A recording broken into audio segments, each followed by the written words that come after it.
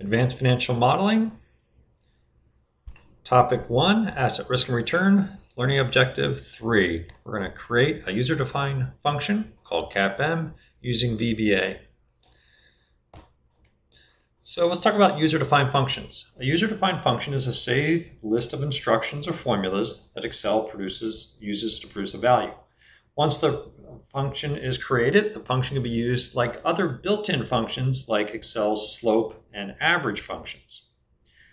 Unlike built-in functions, user-defined functions that you create are going to be attached to a particular workbook, and it won't be accessible from other spreadsheets. All right, the language that the programs are written in is called VBA, Visual Basic for Applications, and we're going to access the code or be able to write the programs in the VBA editor or VBA environment. All right, user functions, the short for user-defined functions, have 3 mandatory elements. They must have a first line that has to start with the word function. Then you're going to give the function a name. We're going to use CAPM. And then you tell what parameters or inputs are in the function. So if it's CAPM, it's risk-free rate, beta, and market risk premium. You're going to have some program lines, which could be many different things, but often involve a formula or comments. And then a closing line that tells the program or tells, VBA says this is the end of the program. So let's go ahead and start this. To get to the VBA editing environment, we're going to go to your spreadsheet and you're going to hit Alt F11. So let's go to the spreadsheet. Make sure you're in the spreadsheet and hit Alt F11. If you're using a Mac, you might have to do some kind of command function 11. I'll show you another way to get there. Notice I have a developer tab and then I can hit Visual Basic. There's instructions right here to get you to get to that. If you're using Excel 2007 or later, you're going to go to the Excel button, Excel options, popular, and then click on the tab that says Show Developer tab. Once you have that, you're going to, again, I'll go again. I'll do Alt F11 or click on the Visual Basic. And then I'm here. And this says Microsoft Visual Basic for Applications. Here's the name of my spreadsheet up here. And then all VBA programs are written in modules. So you're going to hit Insert Module. And I only usually do one module per workbook. So only hit Insert Module one time per workbook. So notice I am now in Module 1 in the Excel start file. So now I am going to write my first program. Every program starts with the word function.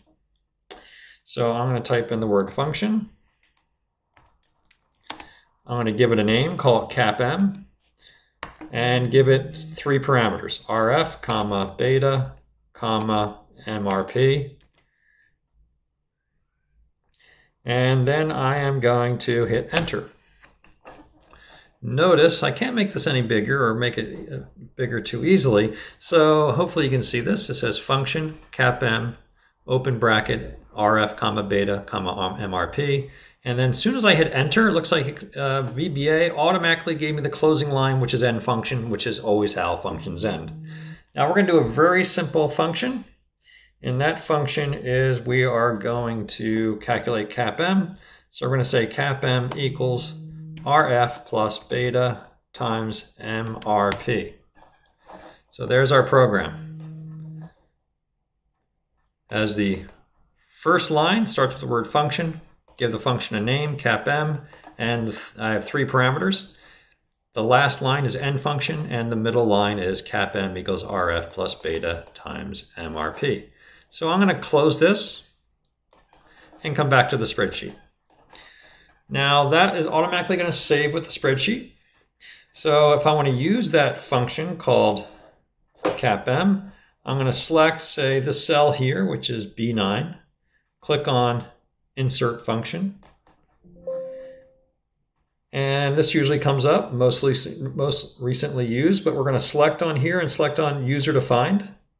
And then I'm going to find CAPM and hit OK.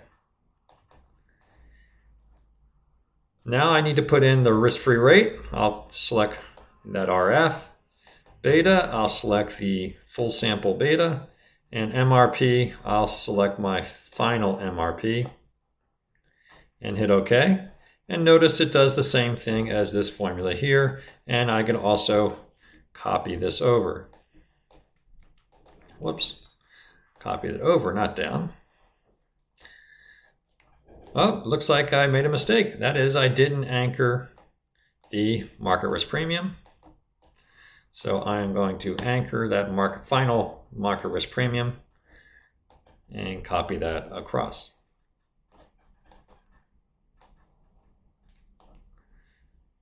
Okay, so that is creating your first VBA program.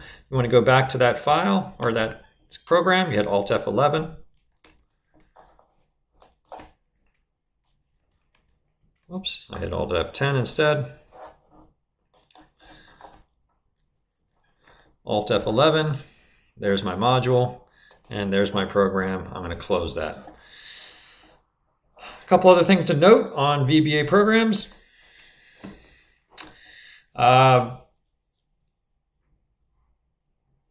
If you are programming it and you make a mistake and you can't get out of it, let me show you the reset button. So I'm going to go back to my spreadsheet and I'll go back to VBA. If for some reason it gets broken,